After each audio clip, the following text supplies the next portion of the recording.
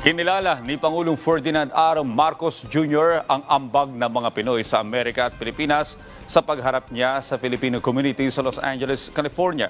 Bukod sa mga remittances, hinikayat din ni Pangulong Marcos Jr. ang mga Pilipino rito na bumisita at mamuhunan sa Pilipinas, lalo't ito, anya, ang best time na bumisita sa bansa.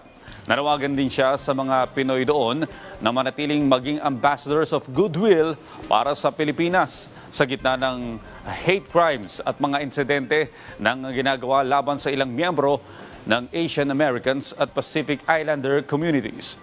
Bumisita rin si Pangulong Marcos Jr. sa Hawaii para makipagkamustahan at magpasalamat sa mga Pilipino roon dahil sa pagmamahal nila sa pamilya Marcos.